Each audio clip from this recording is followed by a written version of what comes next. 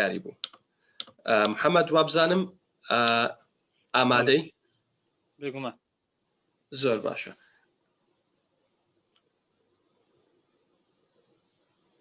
ئەگەر کامێرای خۆت جێگیر بکەی.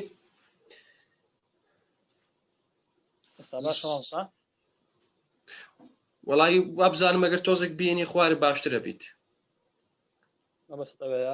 بەڵێ دەست خۆش.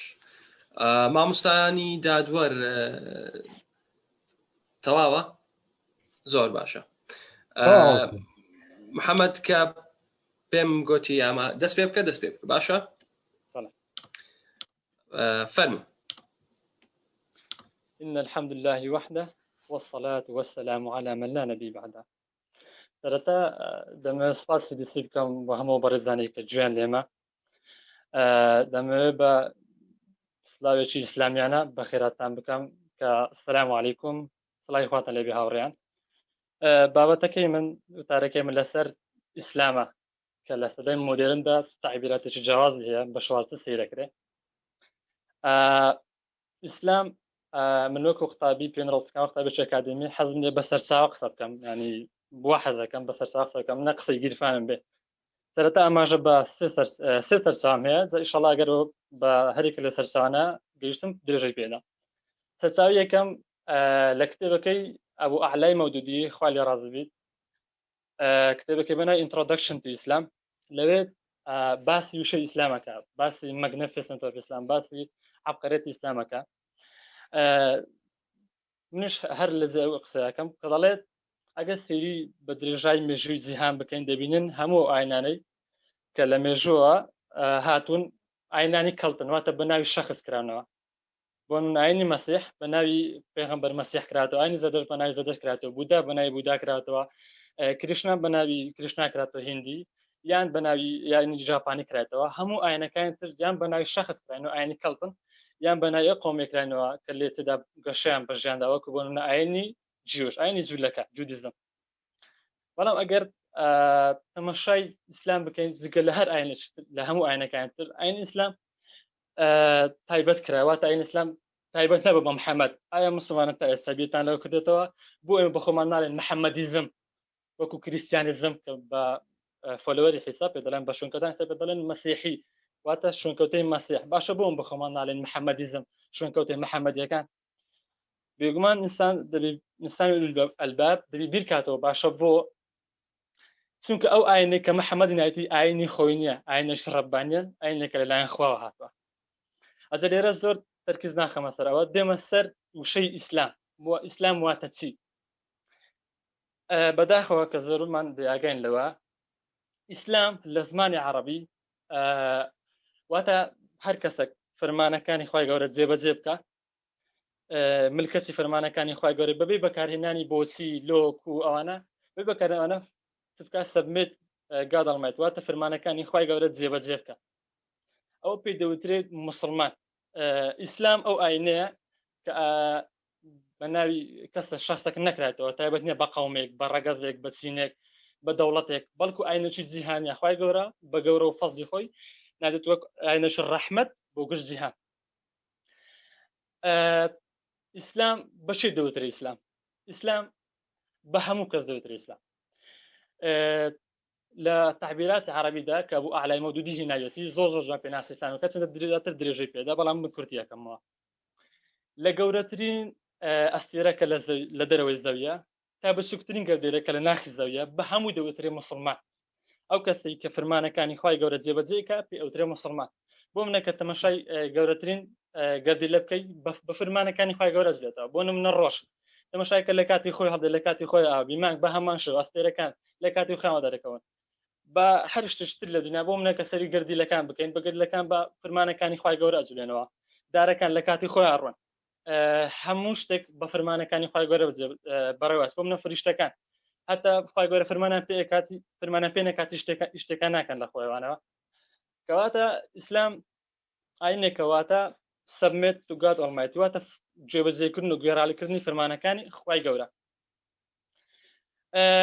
بێگومان هەموو مرۆڤ کە لە زەوی ئەژی هەرکەندا ئەو کەسانش کە باوەڕیان بەخواینە ئەگنۆستیک و ئەیدێنسس بەوانش ئەوترێ مسلمان بەڵام چۆن ڕەنگە کەسێک بپرسێ باشە چۆن بە کەسێک ئەوترێ مسلمان کە باوەڕی بەخوانیە ئەمە لە ڕووی بەدەنیەوە قساکەی بە بەدەنی ئەوترێ مسلمان ئەگە سەیری دڵ بکەین دڵ مسلمانە چونکە خی گەورە فەرمانی کردوێت لێ بدە کە دڵەکە لە کاتی خۆی لێیە تا خی گەورە فەرمانی پێکا بوەستە ڕەناوەستە هەر لە لێداندایە بووم لە ڕووی بەدەنیەوە مسلمان خی گەورە فەرمانی بەلەشمان کردێت کە پێویستی بەخەوە پێویستی بەخواردنە لەو لێوە لە ششمان مسلمانە باشە بەڵام خی گەورە ئەوە فەز دەچی خی گەورەیە کە لەگەڵ ئینسەوە جندی کردێت کە ئازادی کردووە خی گەورە گەورەترین ڕێزی لە مرۆڤ ناوەکە دەفەرمێ لە قورآنی پیرۆزدا دەفەرمێ وەلەقەد کەرەمنا بەنی ئادەم من ڕێزم لە مرۆڤ ناوە لە هەمان کەدا سوڕەتی کاف دەفەرمێت فمن شاء فليؤمن ومن شاء فليكفر ئازادم کردوویت لە سوڕەتی ئینسان دەفەرمێت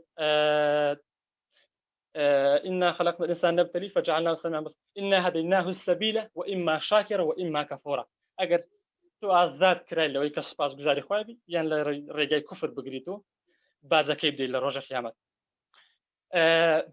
ئیسلام کە ئەوەی کە تعبیراتێکی گشتی بوو بە کوردەکەی باسم کرد ئیسلام ئاینێکی کەڵت نییە واتە لەلایەن ئەو کەسەوە هاتە کە پێغەمبەری نازدارە نوڕی سامان تاکە هیوا ڕۆژی دواییمان لەلایەوە هاتووە ئەو خۆی مسلمان بووە باشە هەتا بگرێ بەپێی ئەو قورآنەکەومە هاتووە هەموو پێغەمبەران ترش مسلمان بوونە واتە یەک خۆیان پەرستووە لێرەیە هەڵتان ئەگرم دێمە سەر سەرچاوی دووەم سەرچاوی دووەم لە کتێبەکەی جۆسف ئێستس سینایەتمەوە کە قەشێکی بەناوبانگی ئەمریکا کە الحەمدولیلا سابەتە مسلمان کتێبێکی هەیە زۆر جانباش لە وشەی ئیسلامەکە کە زۆر لە دوایگەڕایەوە ئەو پیاوە بەڕێزە دەڵێ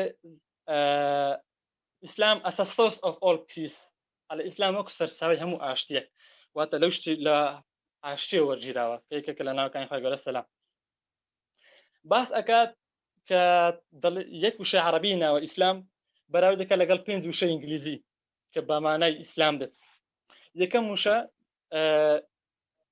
باسی سبمێتەکە سبمێت to God Almighty باس لەوە کە ئیسلام واتە خۆمل کەسکردن لەو فەرمانەکانی خی گەورە زاو بە تەفاسڵەتی باسەکە مش لەگەڵ ڕاستی کەمی کات نەمتوانی بە درێژ تەسەڵێت بۆتان باسکەم دومیان باسی ئۆبیدیەنس واتە گوێڕالیکردن ئۆبی your God's commandment بەوەش بە هەمان شەوە یەک مانای عەرەبیەدا کە ئیسلامە وشەی سێمیان پێی ئەڵێن سێنسا واتە ئیخلاس هەبوونی ڕازگۆیی لەگەڵ خی خۆت ڕاستی ڕازگۆیش لە ڕادەبە دەرسوکە ئیخلاس ڕێک بمانە کوردینە بەڵام ڕازگۆیش لە ڕادەبەدە سێمیان کە پێی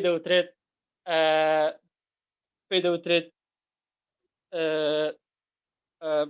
سنسەر و سبمێت و سڕواندینگ پێی دەوترێت سڕواندینگ واتە خۆمل کەسکردن خۆ بەدەستەوەدان بە قەدەری خی گەورە لێرە سرۆکێکی بچووکی باسەکەم کە ئینسان توانی خۆ بداتە دەست خی گەورە هەرچی ینی ڕادەی بیری ڕادەی هۆش ڕادەی ئەو تێگەیشتنی کە گەیشتەوەی باشە نیشتەوانی ئەو بەدەستی خوایە خەم لە شتێک ناخوا بۆم لە مەسەرەی جوانی هەیە لە سەردەمی مەولانا ڕۆمی و شەمس تەبرێزی کە قسە لەگەر گفتوگویەکەن شەمس تەبرێزی دەڵێت باشە مەولانا کەسی خواناسیان کەسی مسلمان چێە ئەویش پێی دەڵێت کەسی مسلمان ئەو کەسەیە کە بگاتە ئەو پلەی ئەگەر خی گەورە هەموو ئەو شتە باشانەیەتی لێ بسینێتەوە بێهیوا نابێت ئەو شتانەیەتی دوو ئەوەندەش پێ بە یەک شت بەقەدەر یەک گوسیلەش یان بەقەدەر 26 بچووک لە شتێک لە ژیانیان کەم ناکە و بەداخەوە بە سەرچاوی سێمرانە گەیشتم و بەس ئەوەندەی کە بڵێم چارەمیان پیسە واتە ئاشتی ئیسلام کە هاتووە بێگومان بۆ ئاشتی هاتووە و قورئانیش زۆر جار لە خی گەورەش لە قورئان زۆر جار باسی ئاشتێکات کە سەرچاوەکان ئاشتی چۆن و لە کۆتایی دەڵێم زۆر سپاس بە جەنابتان و ئاخر دعواهم وإن الحمد لله رب العالمين. زۆر سپاس کاک محەممەد عەلی دەستت خۆش سەرکەوتوبی هەمیشە